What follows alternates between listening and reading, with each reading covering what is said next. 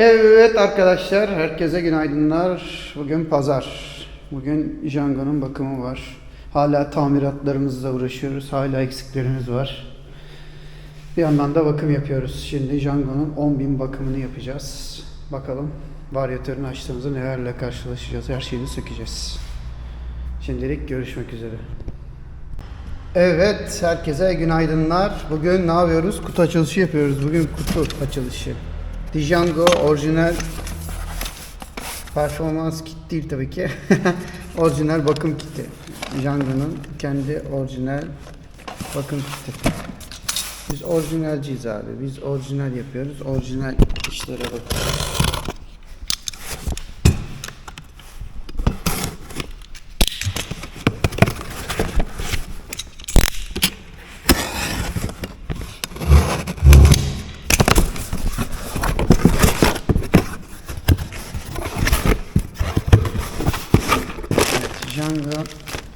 Django'larda kapak açıldığı zaman conta mutlaka değişir. Varyatör contası. Tamam, bir adet. Hani niye pahalı diyorsunuz ya, ondan gösteriyorum. Hava filtresi. Orijinal. Buji. Bak orijinal, üzerinde Peugeot yazıyor. NK'nın Peugeot'a özel ürettiği buji. Orijinal. Kodu da burada. Bagalar. Kızaklar,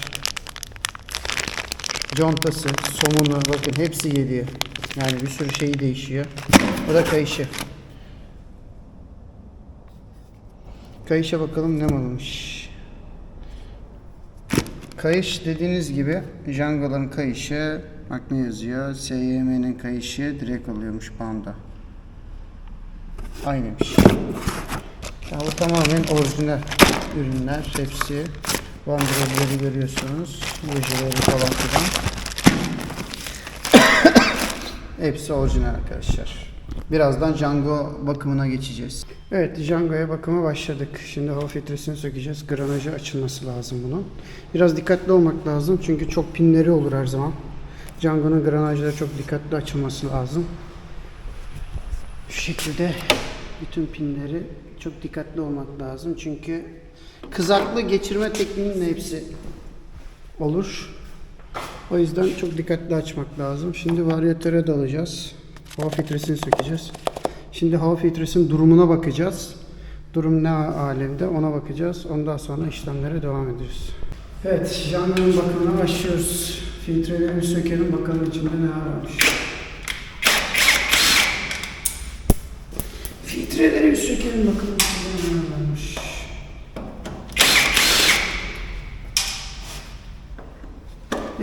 Çok dikkatli olmanız gerekiyor Django'da. Granajı açarken özellikle. Çünkü bunların granajları çok hassas. Tırnaklarının yerlerini mutlaka iyi bilmeniz gerekiyor. İyi bilmeyen bir usta gerçekten bunu kırar.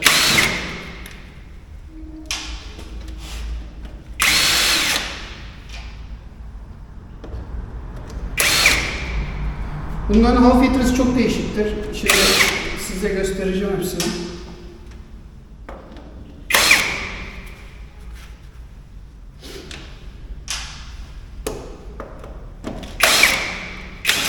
Hani bu granajı açmadan zorlarım ben bunu da açarım diyecek adam vardır.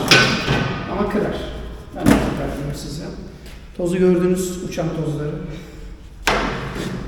Şimdi bunun da vidaları var.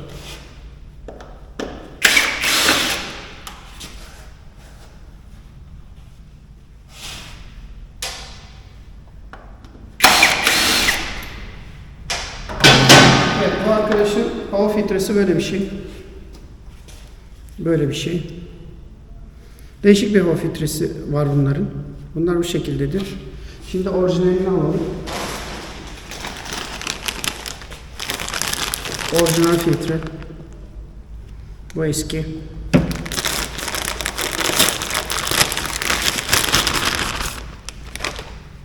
Orijinal filtresi.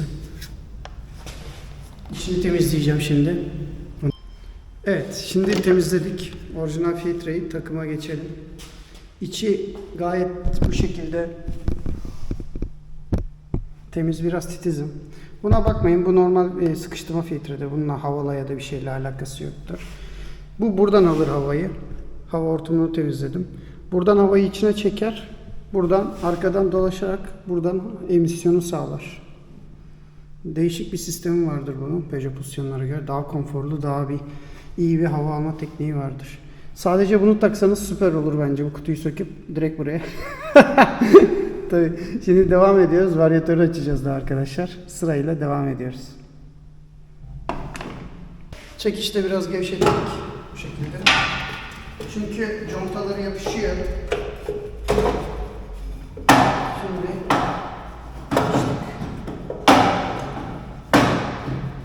gördüğünüz gibi bu conta her seferinde değişmesi lazım. Çürümüş. Gördüğünüz gibi. Contayı görüyor musunuz? Çürümüş. Bunu çoğu servis değiştirmeye gerek yok diyor. Biz değiştiriyoruz.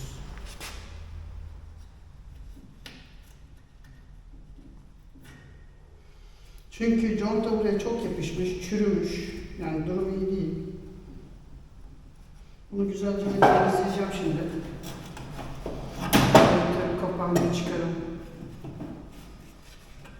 Bunu bu motorlarda şey olduğu için hortumlu olduğu için varyatör sonunu gevşetmediğiniz sürece kullanabilirsiniz. İsteseniz de. Conta yapıştığı için, yeni conta için contayı çürümüş çünkü. İşi temiz olsun diye kazımak zorundayım.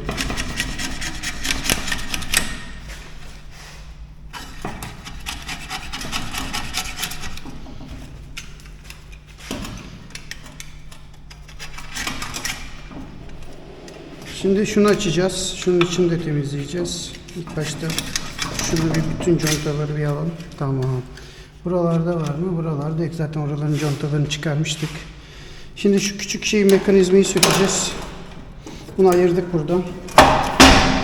Şunu hazır elimizde atmışken onu sıkalım. Bu gevşek kalmış çünkü. Bunu daha önce gevşek bırakmışlar. Şimdi şunu güzelce temizleyelim. Bu kaç numaramış bakalım. Güzel. Şarj ucumuzu takalım. 8.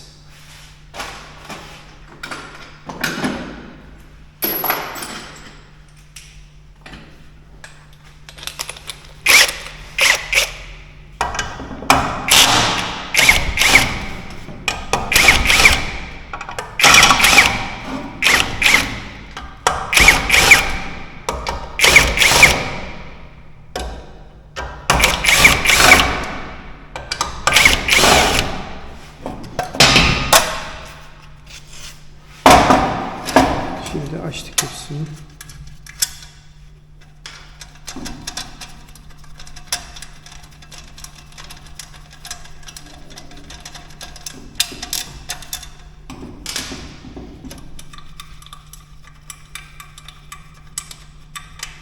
Çünkü kapağın içi çok tozlu. Benim içim rahat etmeyecek.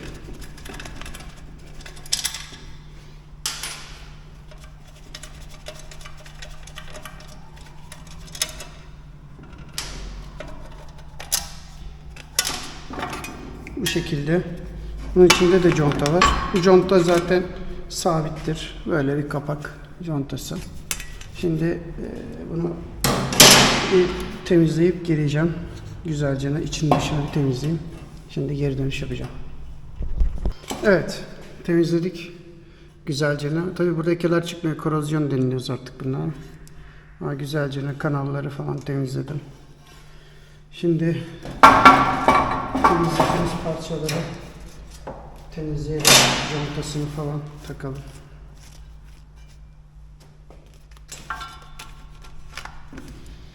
Bu aradaki hava sirkülasyonu yapan conta kısmıdır. Yani aradaki kısımdır.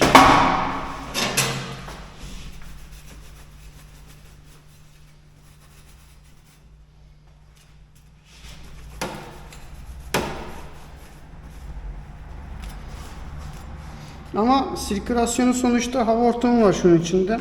Yani bu bir hava çekiyor yani. Bunu temizlemezseniz olmazsa olmazlar yani. Contayı oturtturduk.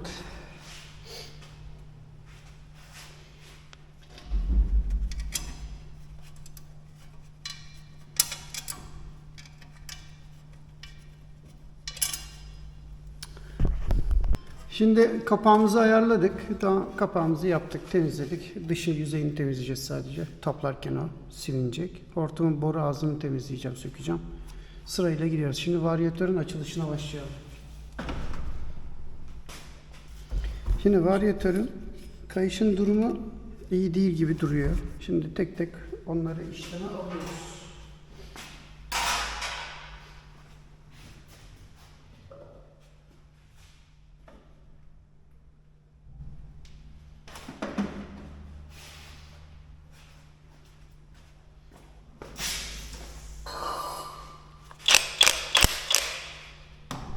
...17'dir. Bu da 17'dir bence.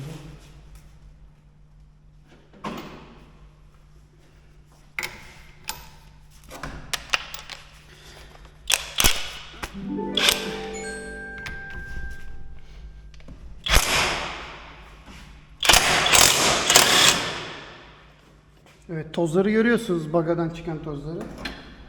Şimdi bayağı bir şey çıkacak. Toz. Conta çok önemli. Görüyor musunuz? Devrajdaki tozlara bakın.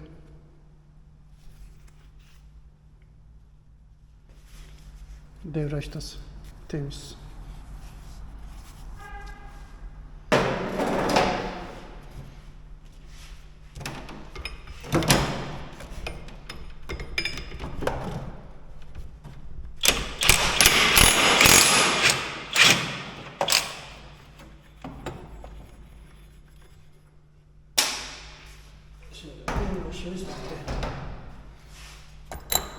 Yine conta. Ya pullar önemli düşmemesi için. Yalnız bagalarda bayağı bir aşırı toz var belli. Bu yüzeyine bakalım. Yüzeyi biraz evet bayağı bir üst sınırlara çıkmış inmiş. Gayet iyi kullanmış. Ama kayış hep burada kalmış. Top speedlerde denemiş, hep kullanmış. Varyatörün buraları aşınmış biraz.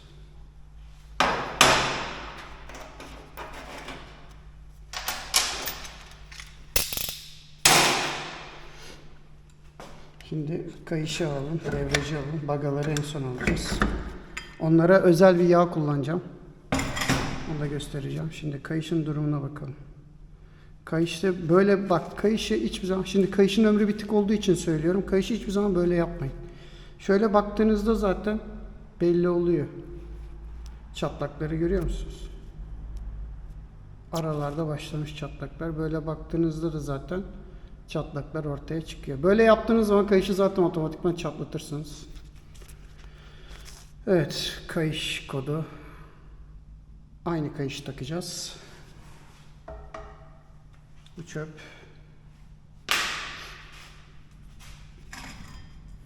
Devraja bakalım. Devrajın durumu güzel. Hala burada bayağı bir var. Gayet iyi. Şimdi bunu bir temizleyeceğim. Şuraya özel bir yağ kullanacağım. Bunu güzelce temizleyeceğiz. Şimdi en önemli kısma gelelim. Bagalar. Bagalar. Of, tozu göstereceğim şimdi size. Evet arkadaşlar, bagalar. Bagaları görmeniz lazım. İçindeki tozları görüyor musunuz? Bagalar komple bitmiş. Bunlar yönsüz baga. Bak şimdi size bir şey göstereceğim. Şuradaki kalıbı görüyor musunuz? Lastik parçası var içinde. Bagalar bitik. Bitik. Bitik. Bitik. Yani bu bagayı tamir etseniz de etseniz de etmeseniz de temizleseniz de. Görüyor musunuz içindeki tozları? Bakın şimdi. Yani bu kadar kütle halinde tozların çıkmaması lazım. Ama bayağı bir kullanmış performanslı bagalar. Bayağı Aşat olmuş.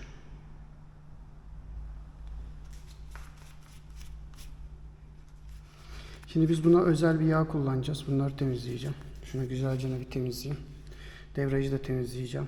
Devrecin şu ağzına güzel bir yağ kullanacağım. Özel. Ve devrecin biraz daha performansını yükseltecek o. Evet arkadaşlar. Şimdilik temizlik işine geçiyorum. Sonra görüşürüz. Şimdi özel yağdan az bir şey, çok sürmüyoruz. Devraj şeylerini yağlıyoruz.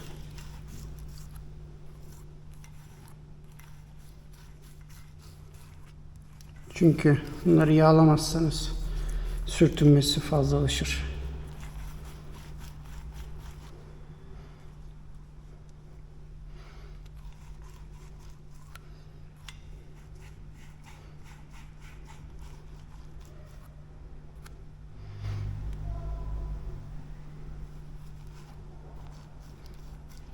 İyicene bilyaları oynatıyorum ki tam olsun.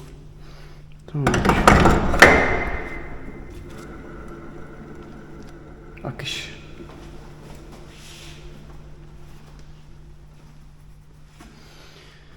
Evet. Şimdi ön varyatör kısmını temizliği bitti. Şimdi bagaları dizelim. Sonra burayı düzelteceğim, temizleyeceğim. Bunların kızakları böyledir. Kızak dediğimiz bunlar da böyledir. Evet, bunlar da gevşemiş. Sıkı. Çöp. Çöp. Bunların üzerinde ok işareti vardır. Şu şekilde takarsınız. Bakın zor giriyor, gördünüz mü? Normalde böyle olması lazım bunu. Takmak istenirseniz de takamayacaksınız. Yani bu kıvama gelmesi lazım. Böyle güç uygulamanız lazım. Buradan çıkması lazım ucuna kadar.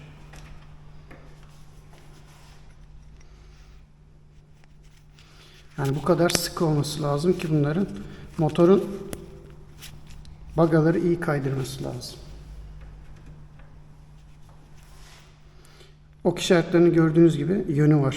Ona göre takım işlemi yapmanız lazım. Şu kapağı da temizleyelim.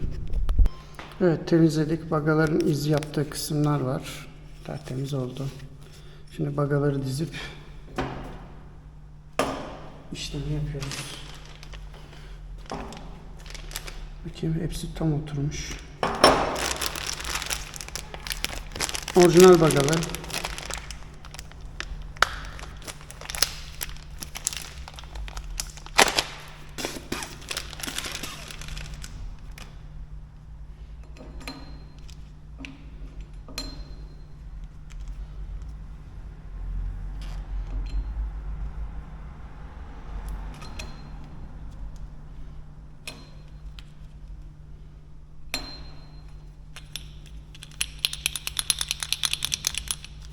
Temizlenmişti zaten. Bunu bu şekilde geliyorsunuz. Doğru alanı bulmanız için zaten burada yerleri var. Buraları oturtturduğunuz zaman eğer bunların hepsini doğru taktıysanız bu şak diye oturuyor zaten. Sadece bizimkinlerden biraz zor oturur. Şu şekilde bastırmanız gerekiyor böyle. Şu an oturdu. Şimdi bunu temizleyip bunun içine de ufak bir yağlama yapacağım. Sonra devam. Kayışımızı taktık. Orijinal kayışımız. Üzerinden çıkanın aynısı. Değişen hiçbir şey yok. Şimdi şurayı biraz temizleyelim. Daha dolapların, tezgahlarım hala teslim edilmedi. Onun için uğraşıyoruz. Şimdi sıra kapağımızı alalım. Kapağımızı zaten temizlemiştik. Contamız orijinal Peugeot'un contası. Gördüğünüz gibi.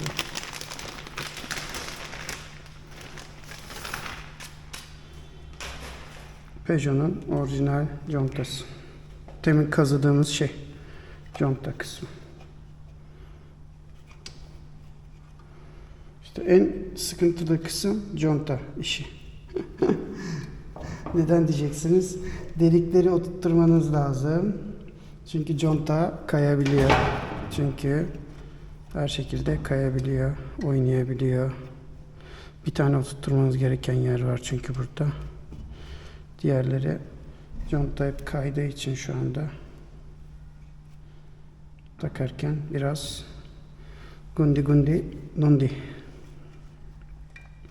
Şimdi kayış taktık. Vidalarını sıkacağız. Somunları takıyoruz.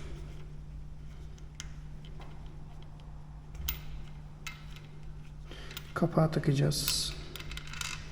Bakıyorum somun kısmına. Kapağı zaten temizlemiştik içini. Aynı işlemi bir daha yapalım. Son şeyleri yaparken.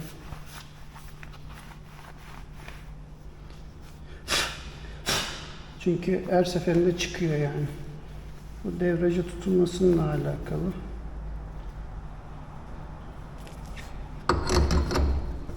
Bunun burada tırnakları var. Tırnakları denk getirip oturtturduğunuzda zaten devraj tası oturacaktır.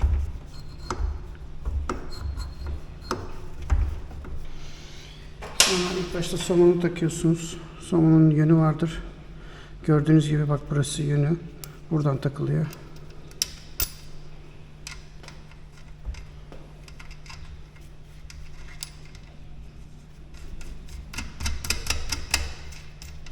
Yönü var. Aynı şekilde bunun burada izleri var. Kayış izleri var. Çıkmıyor. Bu şekilde soğutucu fan denilir buna. Bu şekilde takılır. Bunun da tırnakları vardır. Yerini bularak oturtturmanız lazım. Aksi takdirde ben sıkarak oturtturun derseniz diş kaptırırsınız. Yine aynı şekilde somuna bakıyorsunuz. Bak bu taraf sıyırmış, bu taraf böyle. Burası vida kısmı.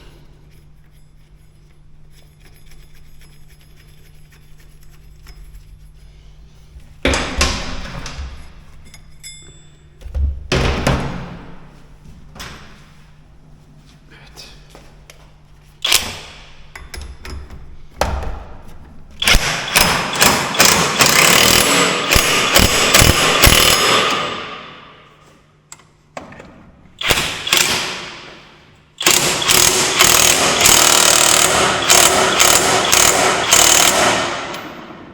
Gördüğünüz gibi hala devrajın arasından şeyler dökülüyor.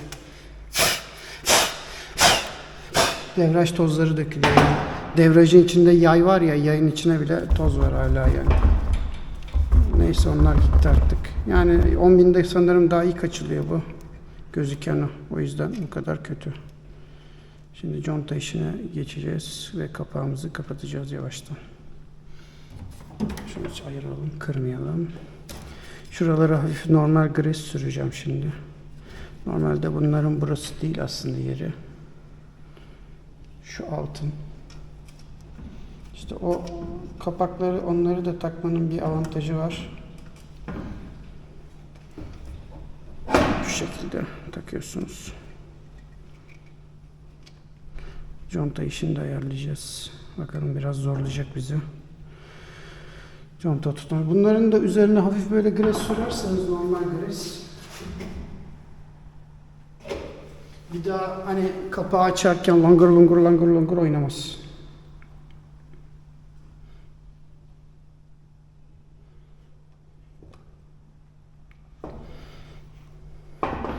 Çünkü kapağın içine girdiği için hem girmesi kolaylaşır hem de sökerken de bir servis ya da biri bu işlemi yaparken fazla da uğraşmaz.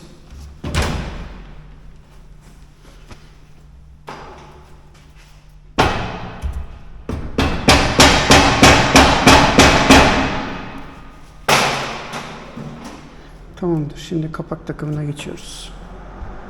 Evet, contalar yerinde gördüğünüz gibi. Şimdi contamız yerinde gördüğünüz gibi. Bütün contalarımız yerinde. Defaratsız. Bak gördünüz mü? Kırmamak için esnetmeniz lazım. Şimdi yerine tutturacağız hortumunu. Vidaları, contaların hepsi yerinde. Güzel. Şimdi toplama işlemine geçiyoruz. Tork değerini sıktım. Normalde şarjın tork değerini sıktım. Ama gene de kontrol ediyorum. Kontrol etmekte fayda var. Gayet iyi. Ayarları iyi. Hava filtresi kısmını da sıkalım.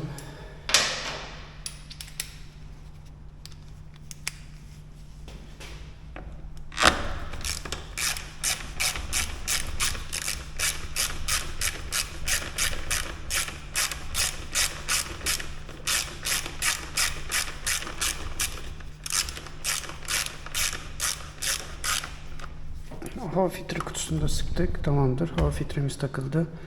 Her şeyimiz sağlam ve temiz şu anda. Bujiyi takacağız. Contayı takacağız. Yağını değiştireceğiz. Şanzıman yağını değiştireceğiz. Hepsi sırayla gidecek. Şanzıman yağına bakacağız birazdan. Motor yağı, şanzıman yağı değişimine başlayacağız. Bujiyi de değiştirelim. Ondan sonra devam ediyoruz. Hava filtre kutusunu da temizledik.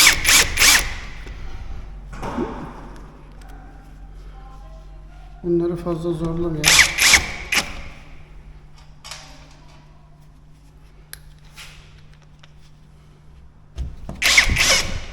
Az bir şey torklu yapıyoruz çünkü plastik olduğu için patlatma riski yüksek.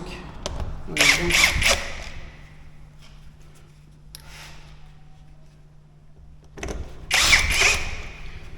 şanzıman yağından motor yağı kaldı, bujisi kaldı. Şimdi bujiyi sökeceğiz birazdan. İlk başta liften indirmem lazım. Çünkü buji biraz içeride.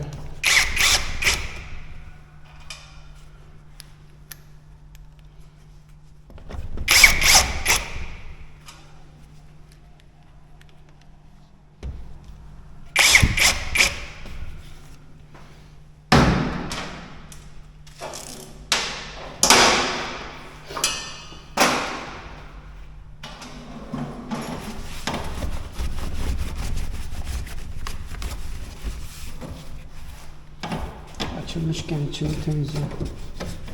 Buralar her zaman açılan bir yer değil. Hortumun içini zaten temizlemiştim. Şimdi buji, contaları ve bujiler kaldı.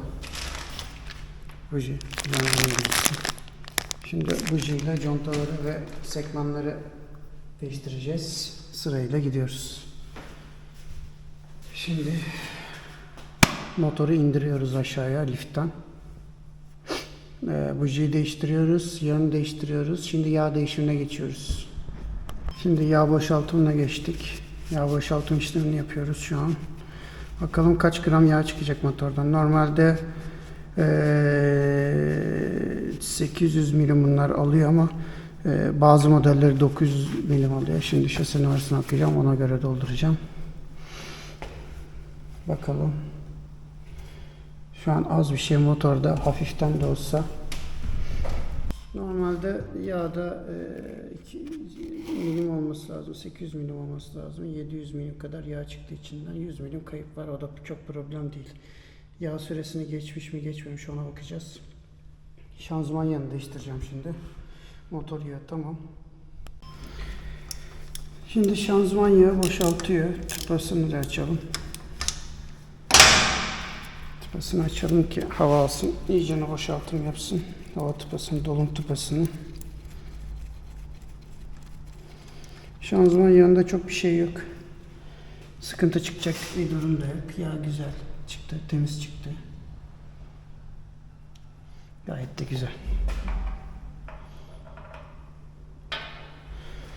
Şanzıman yağı aksın komple.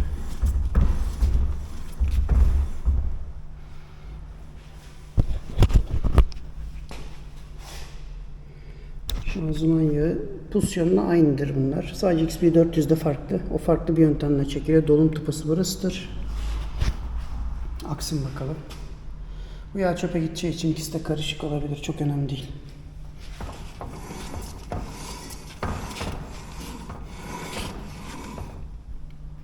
Tamamdır. Yağ da bitti.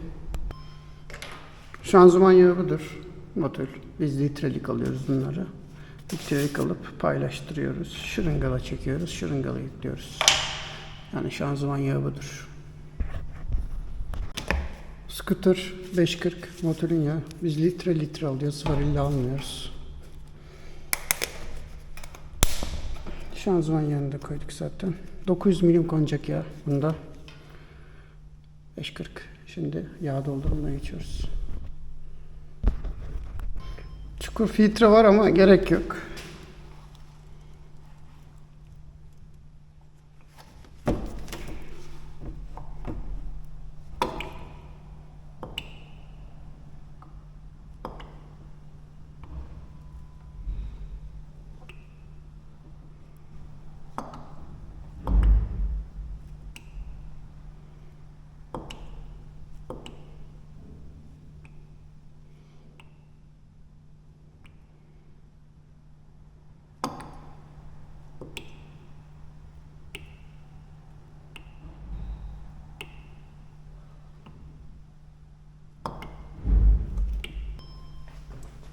Şimdi buji anahtarından gevşeklik bujiyi alacağız.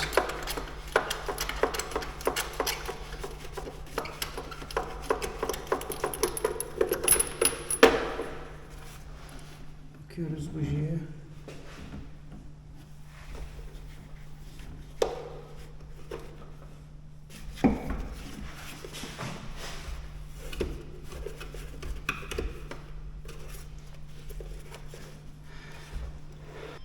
Evet, bakımı bitirdik Django'nun. Şarjım bitmiş. Kamera sabit ben sanıyorum ama şarjım bitmiş. Ben granajları topladım. Gördüğünüz gibi. Granajları topladık. Komple topladık. Bir tek burada bir sıkıntımız oldu. Ona sinir oldum hatta. Ve usta bunu açmış. Bunun tırnaklarını oturtturamadığı için buraya yapıştırıcı sürmüş. Yapıştırıcı sürdüğü için benim de kasmam gerekti. Zaten buradan bir çatlağı vardı. Bu zamanda sürtmüş yani düşmüş. Çatlağı vardı. Bunu asılınca bu yerinden maalesef çatladı. Kırıldı. Onu söyleyeceğim zaten. Ha, bu benlik bir durum değil. Buraya yapıştırmışlar. Çünkü bunlar böyle geçmelidir. Bunu açarsanız altında vidaları vardır ki granajı sökebilirsiniz. Tecrübeli olduğum için söylüyorum. Yoksa başka türlü zor. Hepsi oturtturuldu yerine. Hiçbir sıkıntı yok. Varyatör kapağı hepsi tamam. Bujisi tamam. Şimdi kilometre sıfırlamayı yapacağım. Ve işlemimiz bitecek. Arkadaşa teslim edeceğiz bugün. Django şu anda bitmiş durumda arkadaşlar. Evet. Tam açılmasak da yerimiz aktif. Gelenim gidelim oluyor. Malzemelerim var. Hepsi arka tarafı depoladık. Yer zemin kaplamalar falan filan hepsi burada. Yani hepsi bekliyor. Usta bekliyor, bizi bekliyor. Yani o zorluklar içindeyiz. İnşallah en kısa sürede bitecek. Zaten bir ay falan oldu daha. Anca oturacak. Şimdilik görüşmek üzere. Umarım videoyu beğenirsiniz ve izlerseniz çok sevinirim. Django'nun ilk bakımı oldu. Bize gelen Django. Peugeot Pusyon geldi tabii. 10 tane yakın Peugeot Pusyon geldi. Başka modelleri de bekliyorum. XP400 Forza'lar var zaten çevremizde arkadaş, eş dost onlar geliyor. Ama biz başka modellere de bakıyoruz. Onlar da gelebilir. Problem yok. Hepsi konusunda bir deneyimimiz var arkadaşlar. Şimdilik görüşmek üzere. Kendinize iyi bakın. Like atıp beğenirseniz çok sevinirim. Yorum yaparsanız yetkili servis, yetkisiz servis fark etmez. Peugeot bizden sorulur. Kendinize iyi bakın. Görüşmek üzere.